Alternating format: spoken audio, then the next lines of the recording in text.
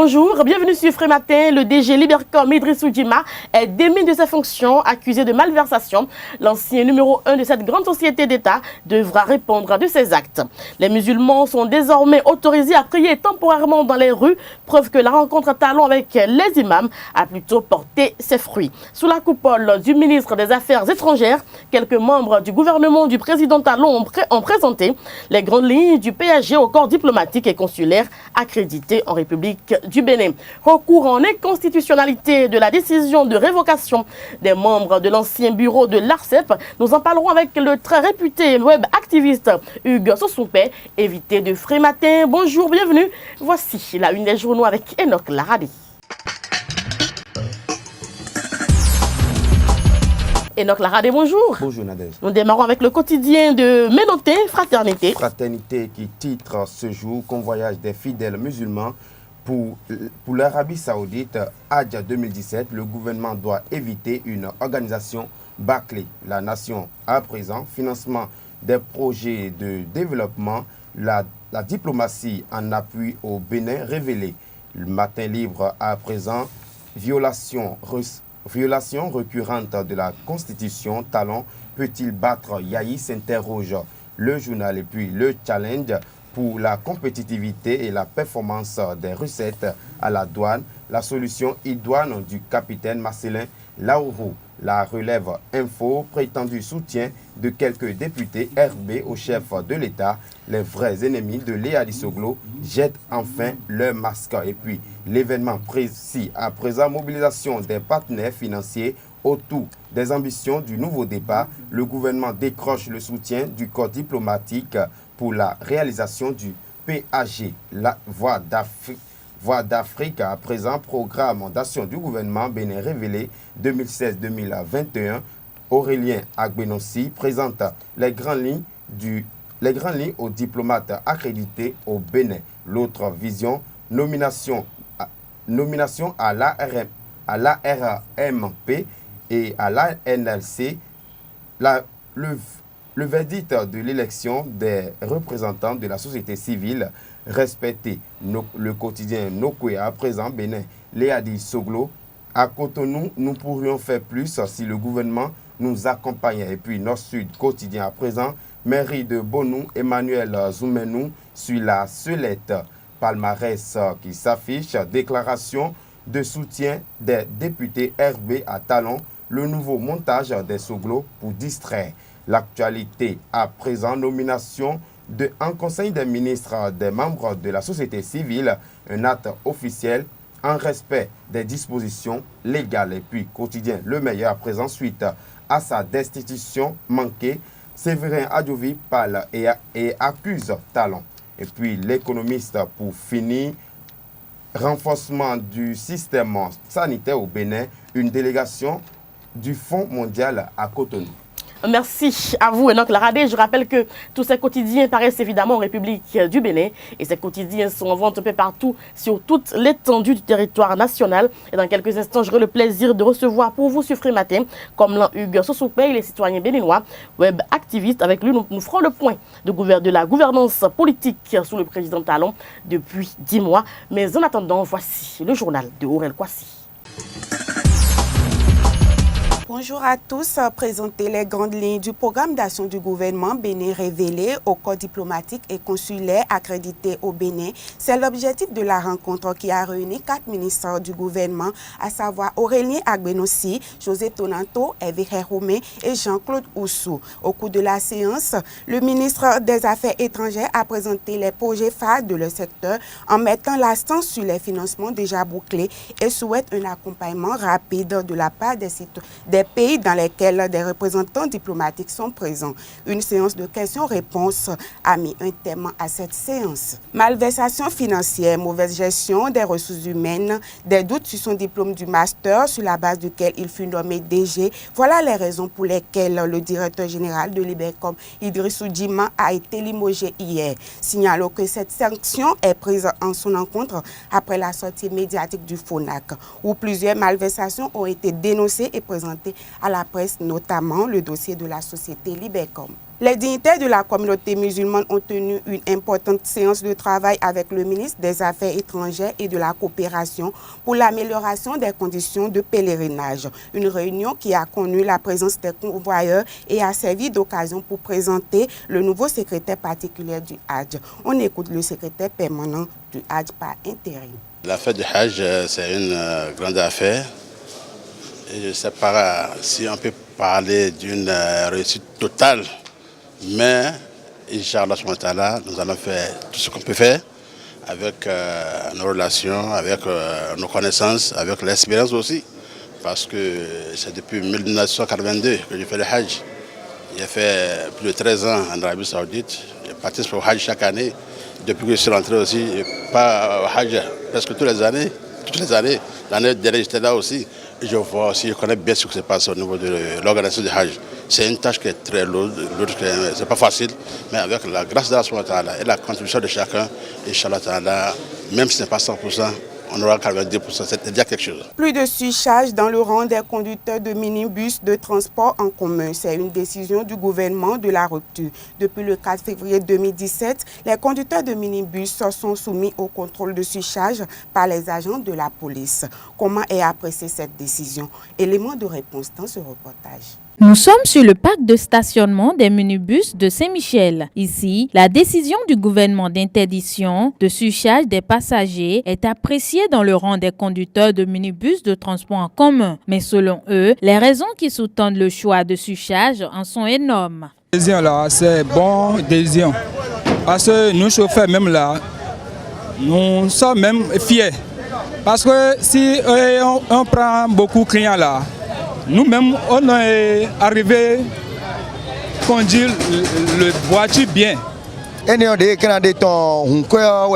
tarif par exemple,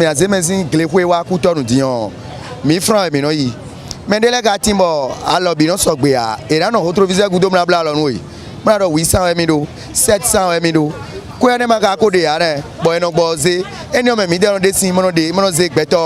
accident si côté wazon bon yem do moment do que si cha yo igbe bon ka mo kwa jijonu ye ene si côté mo kwa jijonu ye par exemple moto lo mo de vidéo et de quoi de no sunu propriétaire de quoi pour béder à quoi de quoi no sou d'ici à Conville par exemple maintenant et on dit à quelqu'un de payer 250 et la personne il est là à discuter encore sur les 250 francs. On est obligé de le prendre et de mettre encore quelqu'un à côté de sa place pour juste que l'argent qu'on veut prendre sur celui-là, que ça soit exact. Aussi, ces conducteurs de minibus n'ont pas manqué de lancer un appel à l'endroit des autorités concernées afin que certains points de cette mesure d'interdiction soient revus. On n'a pas le choix. Est-ce que quelqu'un peut voir l'accident et rentrer dedans? Donc c'est qu'on n'a pas le choix. Ça arrive. Même si tu prends une seule personne là, on peut, ce même personne là peut causer des accidents pour les gens. Vous voyez, donc le gouvernement, il n'a qu'à revoir sa copie par rapport aux accidents ou surcharge, tout ça là. Surcharge est d'or, amon, chauffeur. Et des zéwa mon beau mais ouliji. Il a soumis quoi essayer d'imoro, biblo bro, surcharge de quoi pour mener les deux. T'es encore à ressonner de zèque béda gablado. Tarif au lewe. Bon, on doit être habitué de moi. Il faut retenir que cette décision est en vigueur depuis le 4 février 2017 et fait suite au drame survenu à Sékou dû au surcharge des passagers. C'est la fin de ce journal sur Frématin. Merci de l'avoir suivi. À suivre la grande édition du journal à 19h. Merci à vous, Aurel Kwasi. Place maintenant à l'invité. Comme Hugues Sosoupé, bonjour. Bonjour. Vous êtes citoyen béninois, vous êtes web activiste et vous êtes l'invité de Frématin surtout. Nous allons commencer à faire un peu le point de la gouvernance politique sous le président Talon depuis 10 mois. Quel regard vous portez sur la gestion du président? Oui, 10 mois, c'est trop tôt pour faire le bilan. On aurait attendu 1 an pour avoir plus de substance. Mais il y a 10 mois, nous sommes à 2 ans, de 1 an. On peut quand même dire ce qu'on voit. Et le premier constat, c'est que nous sommes à 2 mois de 1 an. Voilà. Nous sommes à 2 mois de 1 an. Voilà. Le constat général qui se fait, c'est que la fonte sociale a monté. Les gens se plaignent, les Béninois se plaignent, les citoyens se plaignent. ça veut dire qu'il y a quelque chose qui ne va pas. Le gouvernement, si je peux m'exprimer ici, n'est pas encore à la hauteur. Le gouvernement continue de se chercher. J'ai suivi les éléments hier qui démontraient que le PAG continue de faire l'objet de présentations. C'est la preuve que le président de la République n'a pas encore pris la portée de sa gouvernance, la portée des choses. Il continue de se chercher, il continue d'expliquer. Il n'est pas rentré dans le vif du sujet. Les Béninois l'attendent. Vous pensez que ce sont les désertements qui l'ont conduit au déguerpissement? Oui, puisqu'on n'a pas un programme d'action très clair, on passe à des coups d'éclat. On fait des choses pour montrer qu'on est là, qu'on existe, alors que ces déguerpissements, à mon avis, n'ont pas lieu d'être. Parce que dans un pays, il y a ce qu'on appelle,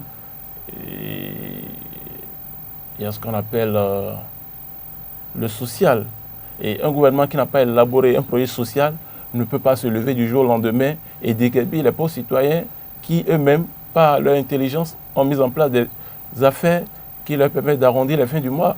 Parce que figurez-vous, des gens qui ont Bac+5, qui se retrouvent malgré eux à faire du commerce. En France et ailleurs, le gouvernement a un plan social pour chaque citoyen. Quand vous finissez l'université, vous n'avez pas les moyens, il y a quand même un forfait que le gouvernement met à votre disposition, et le forfait avec lequel vous vous insérez en attendant une meilleure situation. Mais ici au Bénin, on ne prévoit rien, on n'accompagne pas, et les gens qui sont allés faire des prêts au niveau des banques pour s'installer, on vient les déguerpir parce que j'ai tendance à dire que ce sont les bourgeois qui sont à la tête. Ils ont envie de voir Cotonou comme ils voient leur maison. Et c'est dommage. Vous pensez que ce n'est pas évident de voir Cotonou comme Paris d'ici peut-être un an? Oui, mais... Encore que Paris est sale. Hein? C'est une stratégie, ça s'organise. On ne se lève pas du jour au lendemain, on commence pas. On ne fait pas... en politique, il faut associer le peuple aux décisions. Il ne faut pas prendre des décisions derrière le peuple, parce que c'est le peuple qui vous a accordé sa confiance. Aujourd'hui, les Béninois sont fatigués, ils sont fâchés.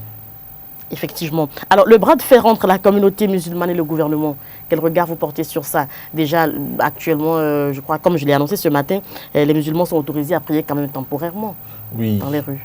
Et temporairement ou de façon définitive, les musulmans, la décision des musulmans a été celle qui s'est imposée au gouvernement. Et c'est la première fois, ou du moins l'une des rares fois que le gouvernement abdique devant une décision.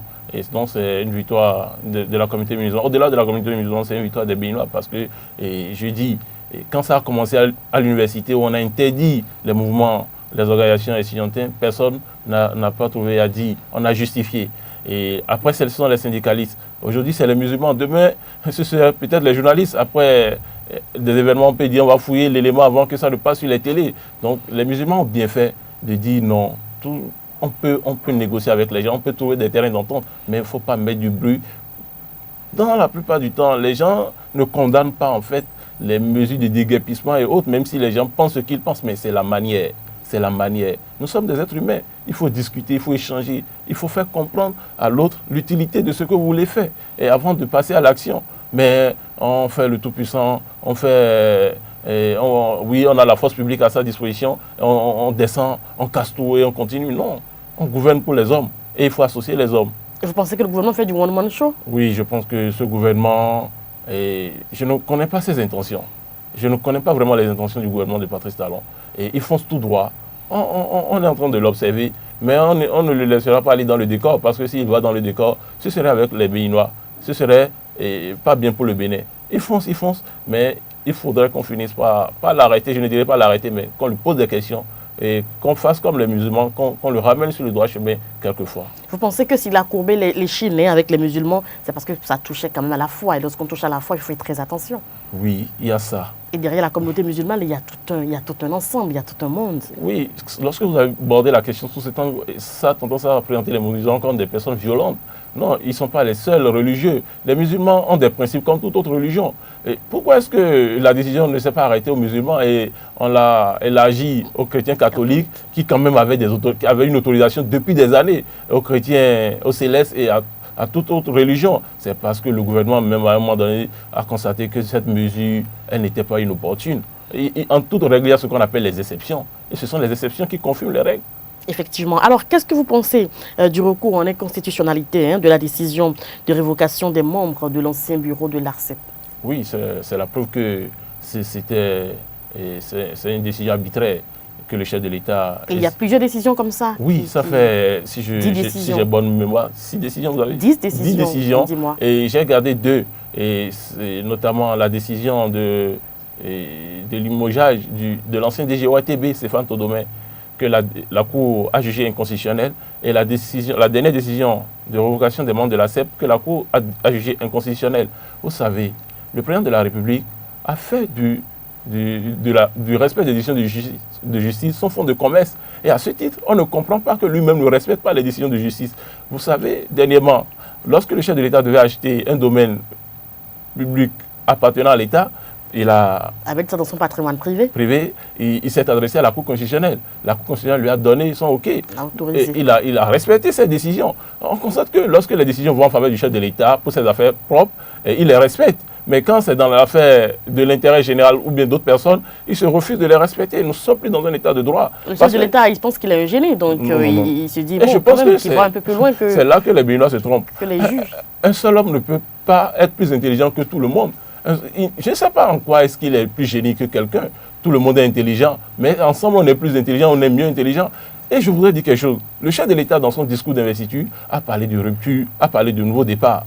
Et la Cour constitutionnelle fait bien de respecter le projet politique du chef de l'État qui consiste à dire le droit. Mais le chef de l'État doit rester collé à son engagement, à ses promesses politiques et respecter aussi le droit. Parce que ne faisant pas ça, on peut le traiter de pagailleur, parce que lui-même, à la dernière rencontre avec les musulmans, disait que nous sommes dans un pays de pagaille. Et quand nous sommes dans un pays de pagaille, je pense que la première autorité doit donner le bon exemple. Ne pas le faire, c'est se faire identifier comme étant le premier des pagailleurs. Aujourd'hui, le chef de l'État, je me rappelle, pendant le discours dans 2 tours avec le candidat Lionel Zissou, il disait « Nous sommes dans un État voyou ».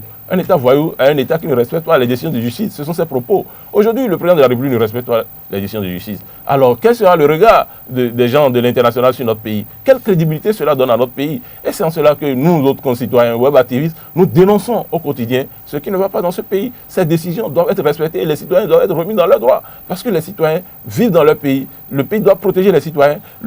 Les décisions de justice doivent être respectées pour que les citoyens se sentent à l'aise.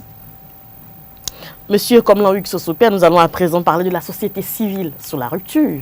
Oui. On a remarqué que la société civile était très active au temps de l'ancien président. Maintenant, chacun se cache. Vous savez, vous expliquez ça? On a l'impression que les gens ont peur de parler. Et comme vous l'avez dit tout à l'heure... le président Talon. Oui, il y a un génie devant qui fait peur à tout le monde. Et tout le monde rentre dans les rangs. Personne ne peut parler. Mais le problème de la société civile ne date pas du président Talon. C'est vrai que sous lui, on a constaté que la scission entre les prises de position, les dénonciations et les dénonciations. Vous savez, j'ai fini par comprendre que les gens de la société civile ont un autre plan que de défendre les intérêts de la société. C'est que même ils ont des objectifs politiques qu'ils n'avouent pas et qu'ils utilisent le sceau de la société civile pour atteindre. Mais le concept de la société civile elle-même est en train de prendre un coup parce qu'aujourd'hui, il y a ce qu'on appelle l'opinion publique qui varie, qui change.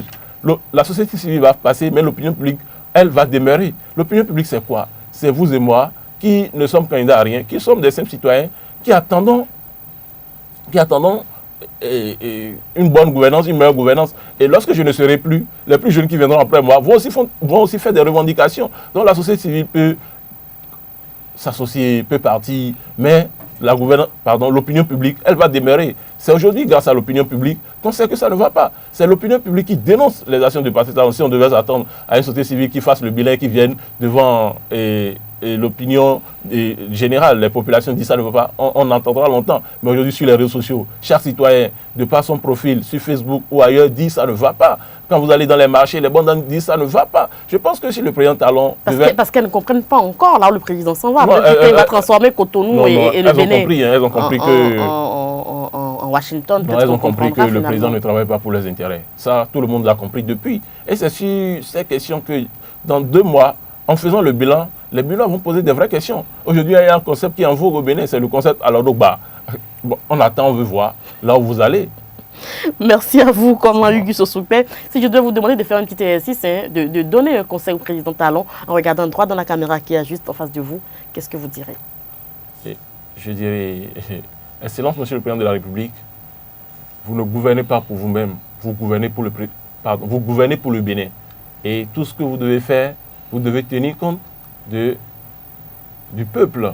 Vous devez interroger le peuple pour savoir si c'est dans son intérêt. Parce que le peuple vous observe, le peuple attend de vous. Et le peuple vous jugera sur ce que vous aurez fait. Merci. Merci à vous, comme Hugues Sosoupé. Je rappelle que vous êtes citoyen béninois. Vous êtes également web activiste. Avec vous, nous avons fait un peu le point de la gestion du président Talon. Nous avons parlé un peu de la société civile sous la rupture. Et nous avons également parlé du bras de fer entre la communauté musulmane et le gouvernement béninois. De façon très free, maintenant, nous allons rentrer dans l'horoscope, mais aussi et surtout dans les buzz du net. On sera avec Billy Laibi et Karine Aluni. L'horoscope avec Billy Laibi, bonjour. Bonjour Nadège. Donc commençons avec les amis béliers. Bélier, vous êtes plus agréable avec les autres. Cela vous ouvre des portes insoupçonnées. Taureau, vous serez bien inspiré et disposerez du charme nécessaire pour faire mouche. Gémeaux, sûr de vous et optimiste, il est temps de recharger vos batteries. Cancer, profitez du calme relatif de ce jour pour considérer vraiment certains manques provenant de votre alimentation. Lion, vous allez pouvoir concrétiser ce jour un projet lié à un achat important au sein de votre travail. Amis vierges, chassez vos idées fixes. Amis vierges, chassez vos idées fixes. Vos sens ne trouvent pas facilement les bonnes limites. Balance, vous sortez de vos turbulences morales et ça se sentira autour de vous. Amis Scorpions, cette journée s'annonce plus tranquille que d'ordinaire. C'est le moment de vous occuper de vous davantage. Sagittaire, vous aurez des fourmis dans les talons. Faire de l'exercice serait idéal pour renforcer votre organisme. Capricorne, vous atteindrez le meilleur de votre vitalité en vous mettant en mouvement. Amis Verseau, c'est le moment idéal d'entreprendre un régime, consommer davantage de produits frais. Et enfin, amis Poissons, terminer définitivement ce qui est en cours sera facilité. Aujourd'hui, prendre votre mal en patience ne sert plus à rien. C'est tout pour ce jour. Merci à vous, Billy Laibi. Vous êtes de quel signe astrologique vous-même? Je suis Poisson. Vous êtes Poisson, ah, c'est vous qui terminez. Et puis, Karine Adeni, vous êtes de quel signe? Scorpion. Ah, parce que c'est vous qui piquez les gens. Nous allons passer au buzz du net avec Karine Adeni. La buzz du net. Karine Adeni, bonjour. Bonjour Nadège. Bonjour chers amis internautes. On commence buzz du net de ce jour par la vidéo Aïe Mama de l'artiste Singila, de son vrai nom Bédayan Garo Singila.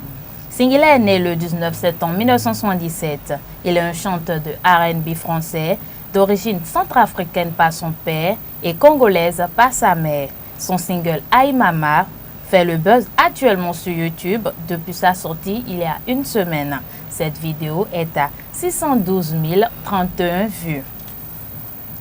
La deuxième vidéo de ce jour est intitulée « Je suis désolé », une vidéo de Sidiki Diabaté. Né en 1991 à Bamako, Mali, ce jeune artiste est un musicien, compositeur, instrumentaliste et chanteur. Il s'était surtout concentré sur le rap et le hip-hop avant de se lancer dans la musique grand public. Sa vidéo « Je suis désolé » depuis sa sortie, il y a à peine un mois, est à 1 498 968 vues sur YouTube. Alors Nadège, c'est tout pour Buzz du Net de ce vendredi 10 février 2017. On se retrouve lundi pour un nouveau numéro. Merci à vous, Karine Adeni. Avant de mettre un terme à cette édition, je vous propose de suivre la chronique agro-pastorale avec Tatiana Akpadé. Elle nous parle des cultures maraîchères. La culture du jardin potager, encore appelé le maraîchage, est de nos jours une activité en pleine expansion à Cotonou. Sur ce domaine situé dans l'un des quartiers d'Akpakpa, est mise en tête toute une variété de légumes. Une activité qui en appelle à de l'expertise. D'abord, au départ, nous avons la première étape qui est l'étape de faire les pépinières sur une planche dont la durée est de 4 jours. Après ces 4 jours, on enlève la couverture dont on a pu fermer cette planche. Et après 2 semaines, on commence la semence. La semence, c'est d'abord de sélectionner les meilleures cultures que nous avons fait la semence. Et c'est ces meilleurs-là qu'on plante sur une planche. Et sur cette planche-là, on commence l'arrosage. L'arrosage se fait soit par les installations, soit par l'arrosoir. Et nous avons les autres processus de donner de l'apport de l'engrais, des insecticides et des fientes qui permet l'évolution de ces cultures maraîchères. Bon, nous avons au premier abord, majoritairement c'est la menthe. Après ça, nous avons la salade. Après la salade, bon, nous avons un peu de tout, le navet, un peu de chou. La majoritairement, c'est ce qu'on a actuellement. Ces espèces végétales, avec grand soin, sont cultivées sur une étendue de terre humide. À en croire les ouvriers, l'exercice de ce métier n'est pas sans difficulté. Nous avons le système rudimentaire qui consiste à utiliser l'arrosoir, qui est majoritairement dominant dans le jardin. Et nous avons certains qui ont leurs installations, qui utilisent encore, mais en dehors de ça, ils utilisent l'arrosoir. La première difficulté, c'est le manque de main-d'œuvre. Après ça, la non-maîtrise de l'eau qui consiste à creuser chaque fois les trous pour arroser. Et encore, bon, la cherté de l'engrais et le marché d'écoulement qui pose beaucoup de problèmes ces derniers temps-ci. Parce que quand on produit ces derniers temps-là, on ne voit pas un marché d'écoulement fiable pour le déversement de nos produits. L'essor actuel du maraîchage à Cotonou et ses atouts en termes d'emploi et de profit économique favorisent certainement le développement du Bénin. C'est la fin de Frimatin. Je rappelle que le 14 février prochain, la fête de la Saint-Valentin, nous aurons l'occasion d'en parler lundi sur Frimatin. Merci à tous et à toutes pour l'attention. Passez un excellent week-end en compagnie des programmes de ESAU TV. Au revoir.